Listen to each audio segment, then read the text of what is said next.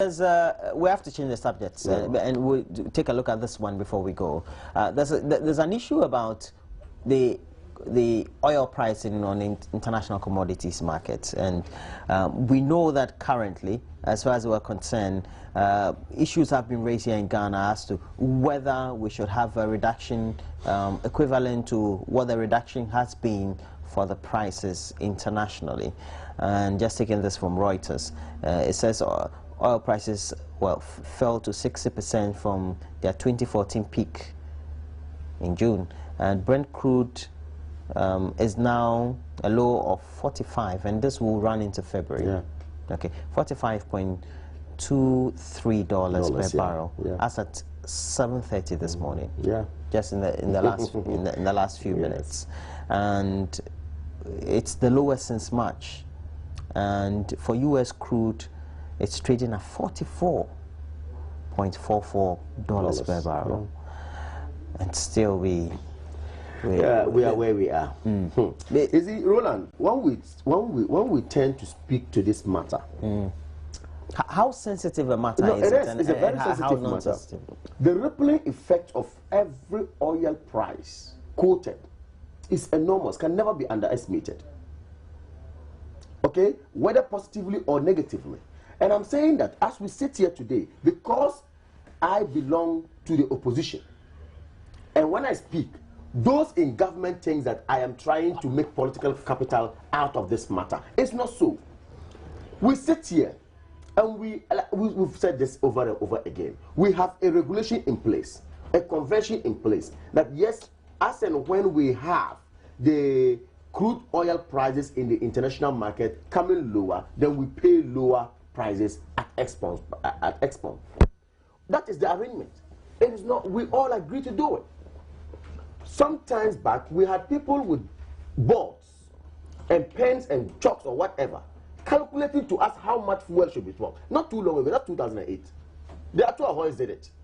Today we sit here and we are buying fuel, crude, as low as $45 a barrel. And me and you, when we go to the filling station, we have to buy fuel about 13 cedis plus. That is petrol if I'm buying for my car. When in fact, those times, when we had the trucks and the boards on, we were buying crude at $147. And when we go to the filling station, we're buying at 5 cedis 70 pesos. But that one was a problem. We're told that fuel should be sold around 2 cedis or 3 cedis there, about per their calculation. Today, per our calculation, clearly, we are saying that, look, government at least peg it around 10 cedis or 9 cedis to help us. That was even when it was about $50-something. We're talking about that.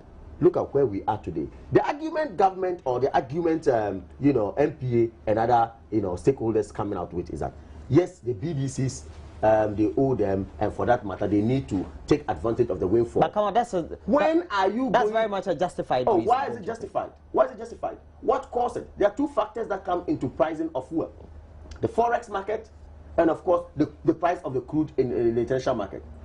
We are being told by government today, and they gloated all over, that, oh, the CD has regained strength. It has come down against the dollar. Fine. We agree. Good management.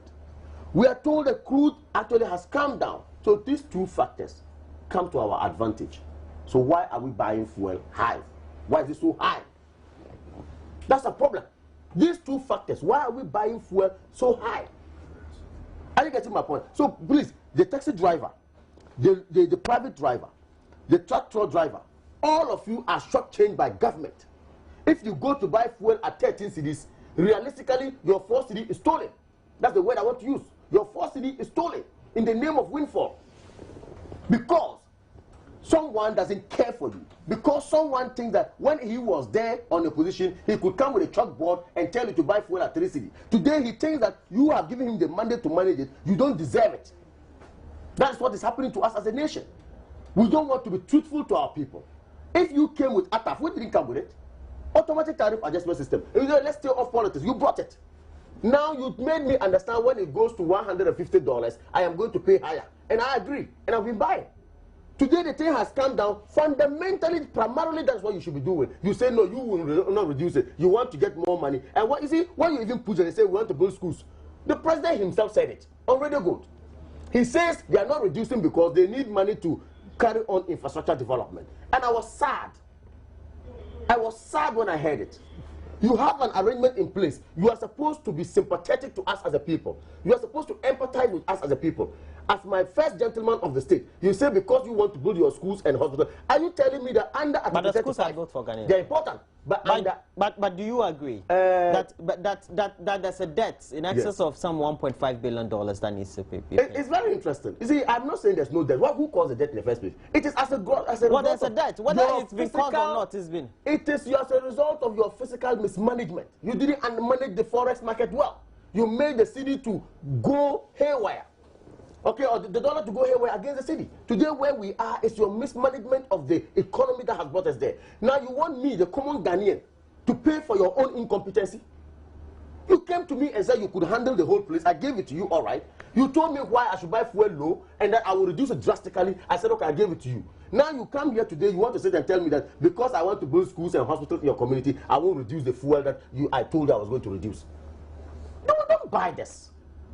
If Fred Agbonyo was to be here, he would have told you. He says, look, honestly, what is happening, it's not right. Because he buys fuel himself, and he knows how it goes.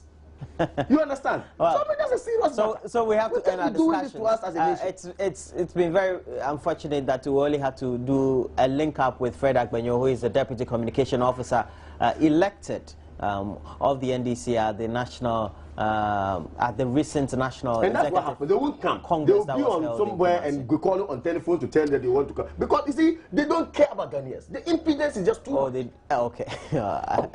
And Kamaldeen Abdullah is a national Nasarawa coordinator of the NPP. And thanks for joining me, Kamal. Thank you so much. And Fred also, wherever you are, government, please, that we're able to get in touch with you. Have a very good morning. Taxi drivers were being shocked. Thanks for joining me. Next, we have a lot more for you on the show. Do stay on.